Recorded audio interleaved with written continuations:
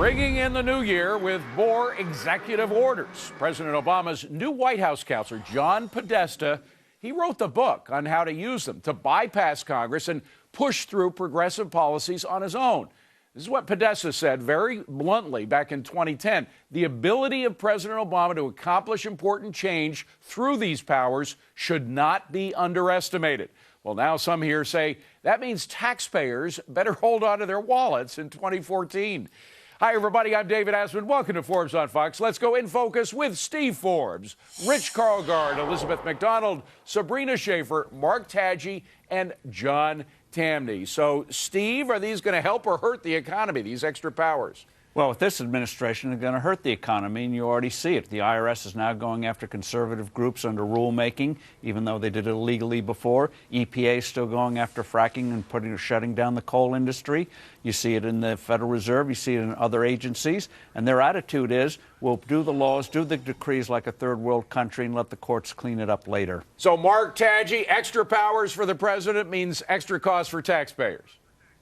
Well, look, let's put this in perspective. Just about every president has pursued some sort of an agenda, and they've pursued it through executive orders. I mean, going way back to Ronald Reagan and his firing of the air traffic controllers. So why shouldn't Obama use this tool at a time when Congress is in a stalemate? And plus, I think you're forgetting that there's a lot of positive things that come out of executive orders. Things as far as aid for Hurricane Sandy victims, expedited review of cancer drugs, things dealing with non-use of or prohibition of biological agents in warfare. Well, so, Rich, why are executive orders an evil thing? Rich, it is true that other presidents have used executive orders. However, this blueprint, the blueprint that Podesta outlined in 2010, which he will probably implement in 2014, goes way beyond what other presidents have done. Yeah, Mark has a point about executive orders. You can look it up. Obama has not used that very often. He has used other kinds of orders to completely disrupt the economy. He's changed his own health care law 14 times. That's pretty dubious and constitutionally questionable. It is throwing 1/6 of the economy into chaos.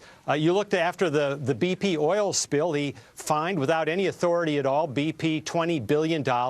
He suspended drilling in the Gulf, again, without any authority. So what really, it put the official words executive orders aside and look at the amount of manipulation this president has done in the economy. And EMAC, I would add to that list, by the way, GM bondholders who lost all their stuff due to the car czar. So there are a lot of things, but combine all he has done with the new executive order policy of Podesta, that's kind of scary, no? Yeah, because it's about unchecked authority, right? And that's what we're really talking about. It's also about, it's bad for taxpayers because it makes the government even less transparent. It makes it about as transparent as a bucket of molasses. The fear of executive orders to bring us into military action, say in Libya or Syria, is always a fear there. And the thing is, we've got a government now that is in love with reform no matter what. We don't need any more reform. We need reform of the big things like entitlements. That's not happening. That should go through Congress.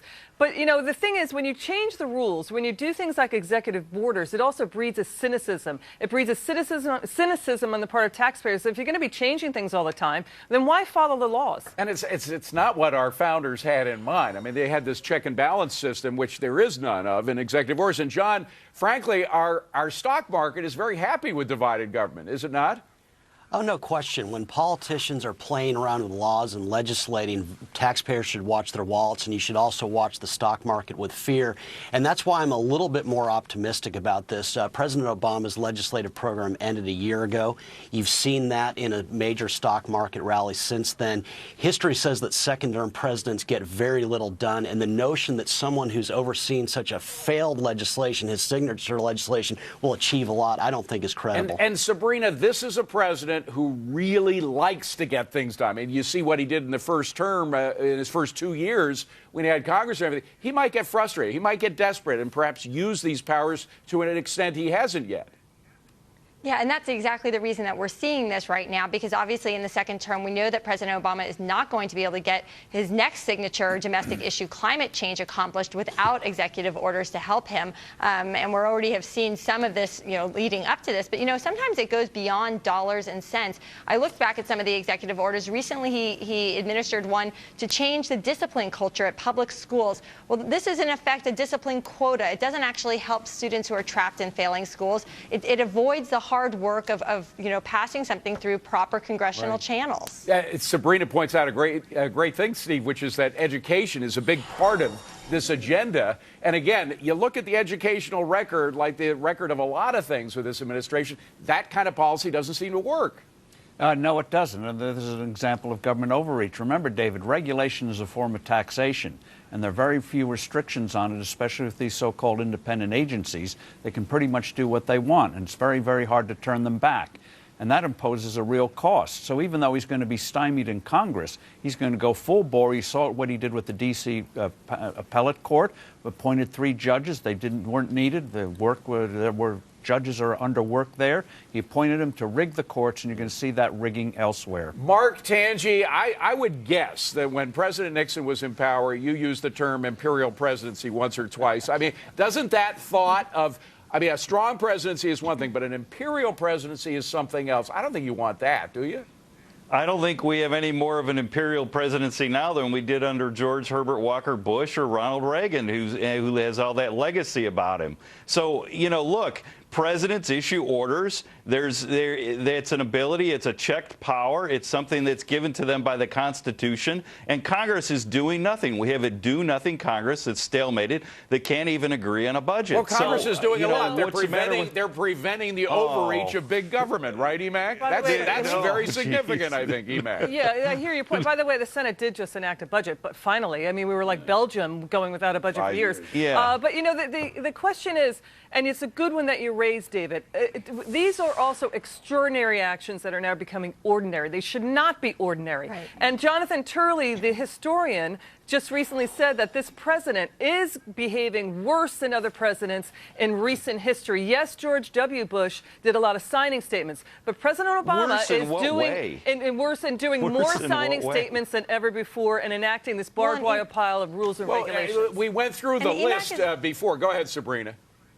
Well, Emac is right. One of the real problems is that you don't have any means for debate when you have an executive order, right? Especially in the issue of climate change, for instance. If we were going to have, actual legislation, there would be a conversation for the American people to take part in. But with the executive order, what you're finding is that the president is setting up task force made up almost entirely of Democrats, for instance, in which the American people don't even know this is happening. They don't have a chance to voice their opinion. So I think that there's the transparency issue has gone out the window. Well, and John Tamny, I know a lot of people in the opposition, a lot of the Republicans say, hey, look, just sit back. He's a wounded president. He's not going to get much done. But the fact that he brought Podesta in, the fact that Podesta does have this plan, a very specific plan of moving things towards a progressive agenda ahead without Congress, doesn't that make you a little nervous?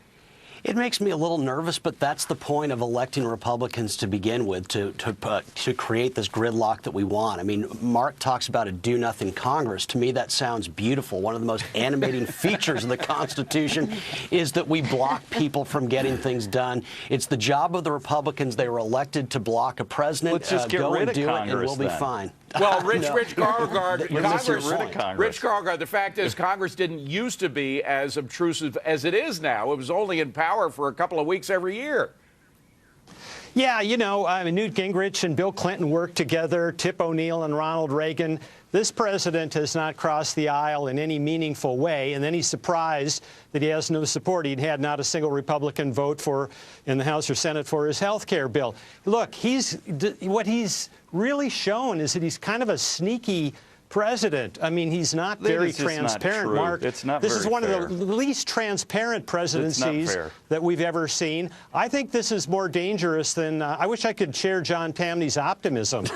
All right, we got to leave it at that. Last word from the publisher. Coming up next, Target gets hacked, and the law says immediately tell your customers. But guess what the healthcare law says if the Obamacare website gets hacked? This one will have you saying, what the heck?